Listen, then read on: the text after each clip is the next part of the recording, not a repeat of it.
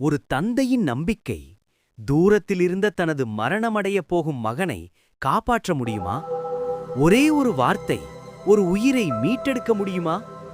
கலிலேயாவின் கானா நகரத்திற்கு மீண்டும் வந்தார் கர்த்தராகிய இயேசு கிறிஸ்து. அப்போது கப்பர்நகும் நகரத்தில் ஒரு அரச அதிகாரியின் மகன் மிகவும் கடுமையாக நோயுற்றிருந்தான்.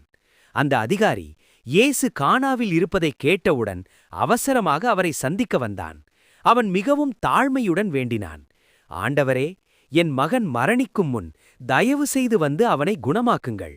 ஆனால் இயேசு அவனிடம் கூறினார், போ, உன் மகன் உயிரோடு இருக்கிறான். அந்த மனிதன் இயேசு சொன்ன வார்த்தையை நம்பி திரும்பி சென்றான். அவன் வீட்டிற்குப் போகும் வழியில் அவனுடைய ஊழியர்க்காரர்கள் ஓடி வந்து கூறினார்கள், உங்கள் மகன் உயிரோடு இருக்கிறார். அவன் கேட்டான், எந்த நேரத்தில் அவன் குணமானான்? அவர்கள் பதிலளித்தார்கள், நேற்று 7வது மணிக்கு காய்ச்சல் அவனை விட்டுப் போயிற்று. அது இயேசு சொன்ன அதே நேரம். அப்போது அந்த அதிகாரியும் அவனுடைய குடும்பமும் கர்த்தர் மேல் விசுவாசம் கொண்டார்கள். இது கலிலேயாவில் இயேசு செய்த 2வது அற்புதமாக இருந்த. இயேசு சொல்லும் ஒரு வார்த்தை உங்கள் வாழ்க்கையையும் மாற்றுமென்று நீங்கள் நம்புகிறீர்களா? நீங்கள் இயேசுவின் அற்புதங்களை நம்புகிறீர்களானால் கமெண்டில் எழுதுங்கள், Jesus, I believe your word. இயேசு சொன்ன ஒரு வார்த்தை உங்கள் வாழ்க்கையை மாற்றியதா?